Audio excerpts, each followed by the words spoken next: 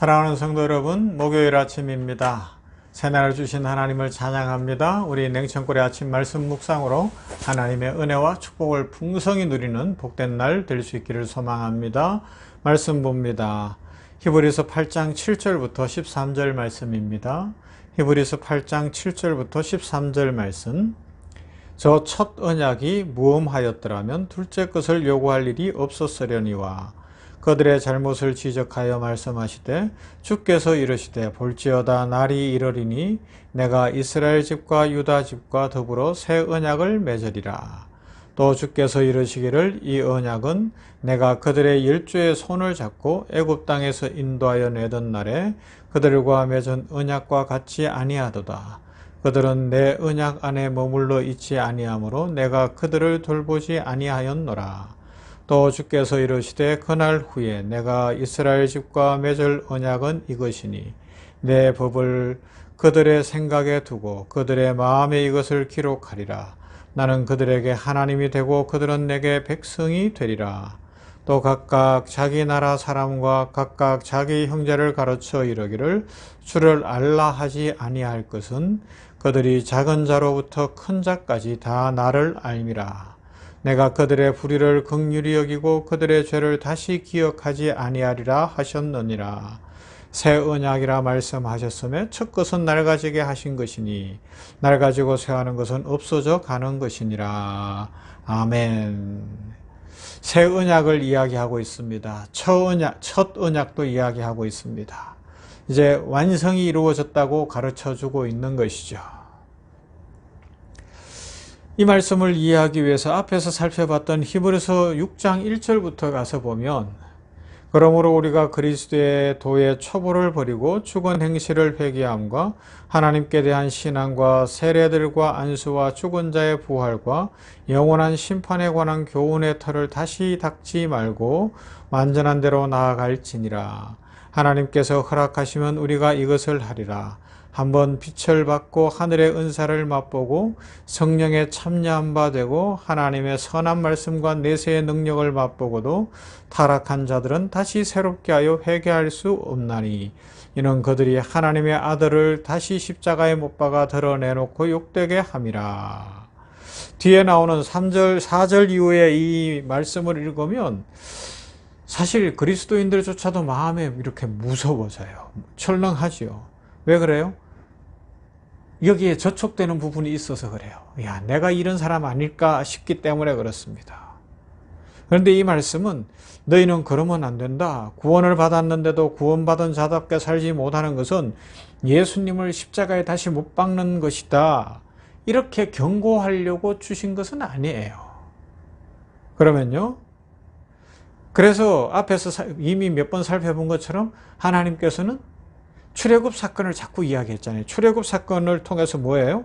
예수님을 보내어 너희를 구원했다. 구원을 이루는 대제사장으로 예수님을 세웠으니 너희는 너희 선조들이 애굽에서 나올 때에 거역한 것 같이 굴지 말고 순종하라는 겁니다. 나 이러다가 버림받는 거 아니야. 이렇게 두려워해서 회개하고 막 자꾸 과거로 가지 말고 나는 지금 신분이 달라졌구나. 그런 마음, 회개하고 싶은 마음, 불안한 마음이 있다는 건 이미 마음의 변화가 있었고 구원받았으니 그런 마음이 있는 것이니 하나님 안에서 영원한 대제사장이신 예수의 손을 붙들고 전진해 가라는 겁니다. 고난이 있을지라도 어려움이 있을지라도 뚫고 나가보자는 것이죠. 이것이 히브리서가 우리에게 전해주는 중요한 메시지입니다. 이스라엘 백성들이 무엇에서 실패했다고요? 출애굽 사건을 살펴봤잖아요. 애굽에서는 나왔어요. 그런데 가나안에 들어가는데 실패했습니다. 이스라엘 백성들이 애굽에서 나올 때부터 가나안 40년, 광야 40년 동안은 하나님이 다 해결해 주셨어요. 10가지 재앙을 내리고 홍해를 가르고 반석에서 물을 주시고 만나를 내리시고 메추라기도 내리시고 구름기둥 불기둥으로 이끌어 주셨어요. 다 해주셨어요. 그런데 한 가지 안 해주셔요. 뭐예요? 가나안에 들어가는 거는 하나님이 안 해주십니다. 그러면요, 스스로 결단하라는 거예요. 그러나 그들이 불순종하여 가나안에 들어가기를 거부했어요. 그래서 광야에서 죽을 수밖에 없었습니다. 그래서 한 번 빛을 받고 하늘의 은사를 맛보고 성령에 참여한 바 되고 하나님의 선한 말씀의 내세의 능력을 맛보고도 타락한 자들은 다시 새롭게 하여 회개할 수 없다. 이런 말씀을 만나면 이 출애굽 사건을 떠올려 봐야 되는 겁니다. 그러면서 어떻게 해요? 아, 우리는 결단해서 자유와 책임으로 가면 되는구나 라고 생각하면 되는 거예요. 신앙의 성장을 이루어 가면 되는구나.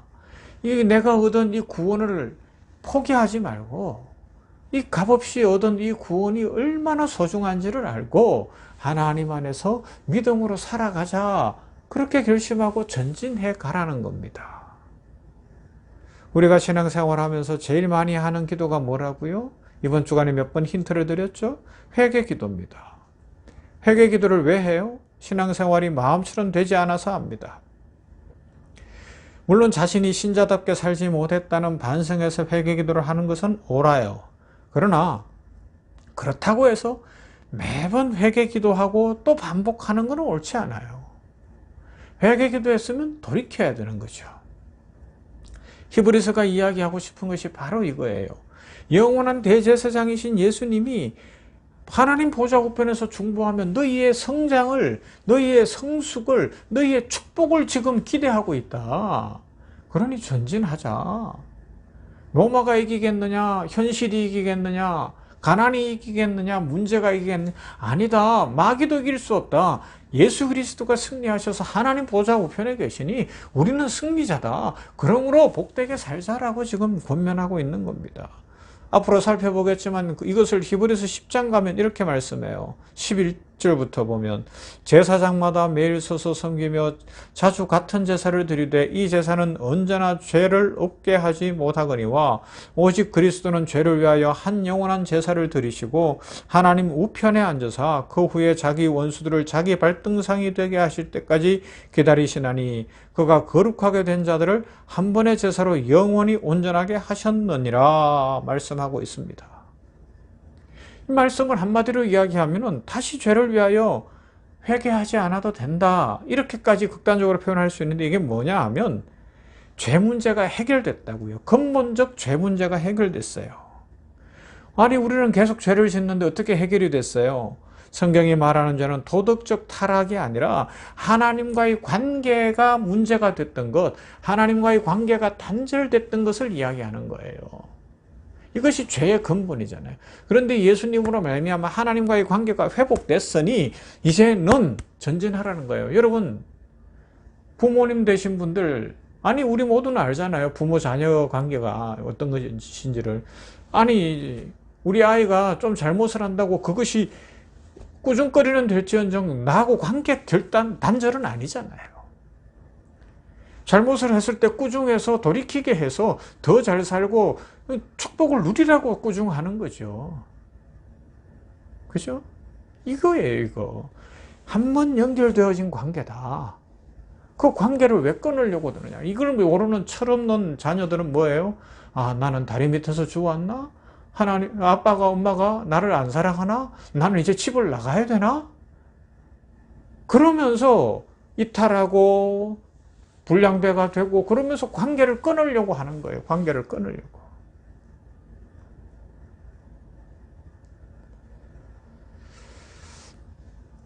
성경이 말씀하고 있습니다. 우리와 하나님의 관계는 십자가로 결정이 됐어요. 그렇게 결정된 관계로 우리의 신분과 운명은 영원히 고정됩니다. 그러면 이제 무슨 일이 남았을까요? 예수님이 대제사장으로서 하나님 보좌 우편에서 감당하시는 일이 남았어요. 십자가로 구원한 당신의 백성들을 영광의 자리로 인도하는 일을 지금도 하고 계시다는 겁니다. 웬 은혜며 웬 축복입니까? 앞서 언급한 출애굽 사건을 생각해 보세요. 출애굽 사건에서 우리가 이해하지 못한 이스라엘 백성들의 실패는 그들이 계속 거부한 것이 뭐라고요? 성숙한 자유인이 되는 거였어요. 허락된 자유가 지니는 결단과 책임을 외면하고 계속 애굽으로 돌아가자고 했습니다. 왜 돌아가자고 했죠? 책임지고 싶지 않아서 그래요. 그냥 하나님의 자녀로 살기보다는 애굽에서 종살이하면서 먹는 것만 해결하고 살고 싶어서 그랬다는 겁니다. 오늘 이 시간 나는 지금 신앙생활을 하면서 내 마음속에서 추구하고 있는 것이 무엇인가, 하나님 앞에서 바라고 기대하는 것이 무엇인지 한번 정직히 돌아보십시다. 그러면서 우리 앞으로 전진하십시다. 이번 주간 계속해서 이것만 강조하고 있죠. 반복하죠. 반복합니다. 왜요? 히브리서가 반복하고 있기 때문에 그래요. 이 반복을 통하여 초대교회에 고난당하는 성도들에게 힘을 줬고, 그 성도들이 말씀에서 힘을 얻어서 그 어려운 시기를 지나왔거든요. 지금 시대가 악합니다. 지금 너무너무 어려워요. 예수님 믿고 살아갈 때 많은 어려움들이 있습니다. 오늘이 11월 30일인데 11달 살아오면서 얼마나 힘든 일이 많았어요. 깜짝 놀랄 일도 있었고 어려운 일들 많았잖아요. 그러나 거기서 그것이 끝이 아니라 우리는 영원한 대제사장 예수 그리스도가 계십니다. 그 예수님이 우리의 구원을 완성하실 것이고 우리에게 축복을 완성해 가실 거예요. 그 주님을 바라보면서 오늘도 또 한 걸음 전진해 보십시다. 이스라엘 백성들처럼 과거 회개형으로 살지 말고 오늘도 주님 안에서 결단하고 요단강 건너 가나안 들어가리라, 축복의 땅에 들어가리라, 젖과 꿀이 흐르는 그 약속의 땅에 들어가리라. 그래서 나는 하나님의 축복을 풍성히 누리며 살리라. 이 믿음으로 오늘도 복된 날 되시기를 주님의 이름으로 축원합니다. 사랑과 은혜가 풍성하신 하나님 감사합니다. 새날 주셨으니 감사합니다. 은혜의 날 주셨으니 감사합니다. 목요일 아침 이제 11월 30일 11달 동안 지켜주신 하나님 감사합니다. 우리 뜻대로 다 된 것 아니고 많은 어려움도 있었고 깜짝 놀랄 일도 있었고 괴로운 일들 있었습니다. 그러나 그것이 우리를 망하게 하는 것이 아니라 영원한 중보자이신 대제사장 예수 그리스도 안에서, 하나님 보좌 우편에서 지금도 중보하시는 예수 그리스도 안에서 그 모든 것이 우리에게 복이 될 것이고 기쁨이 될 것이고 찬송이 되고 영광이 되게 하시는 줄 믿습니다. 이 믿음 분명히 갖게 하여 주시옵소서. 그래서 우리는 날마다 믿음으로 또 한 걸음 전진하게 하시고 오늘도 새날이 되게 하여 주시옵소서. 세계 선교지 열방에 함께 하시고 우리 선교사님들을 기억하시며 이슬람권, 남아불교권, 힌두교권, 공산주의권, 저 이스라엘 땅까지 긍휼을 베푸시며 특별히 추워지는 이때에 이 겨울을 나야 하는 히말라야 지역이나 곳곳에 있는 어려운 우리 선교사님들, 또 현지 교회들을 기억하여 주시어서 안전하고 복되게 주의 말씀 붙들고 예배 잘 드리며 말씀으로 승리할 수 있도록 축복과 은혜로 함께하여 주시옵소서. 오늘도 복 주실 하나님, 은혜 주실 하나님, 우리 병원교회도 선교하는 교회가 되어 하나님의 영광을 땅끝까지 전파하며 주의 생명의 복음을 전하게 하여 주시옵소서. 예수님 이름으로 기도하옵나이다. 아멘. 찬송합니다. 442장 저장미꽃 위에 이슬.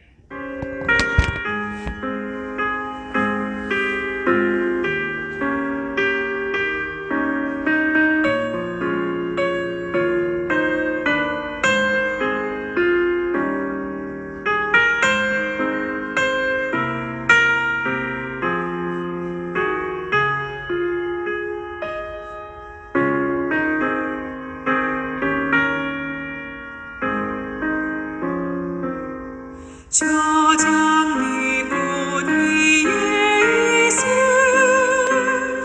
아직 맺혀 있는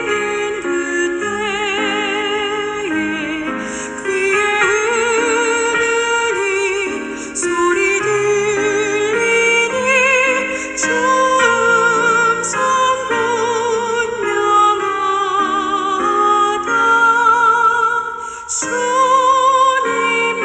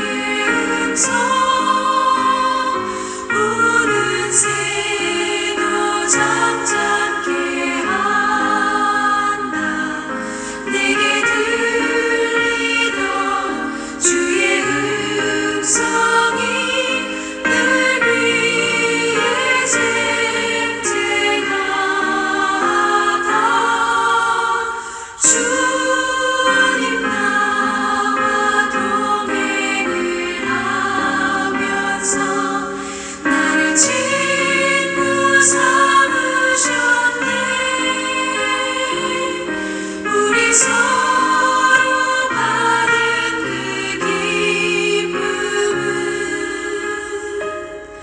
알 사람이 없도다.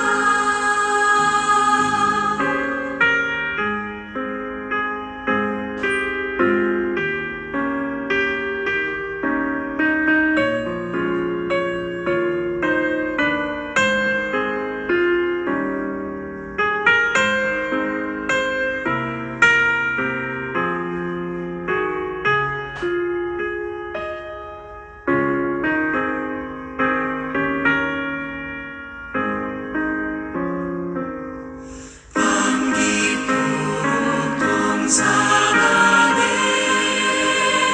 주와 함께 있으려 하나. 외로운 세상에 할 일 많아서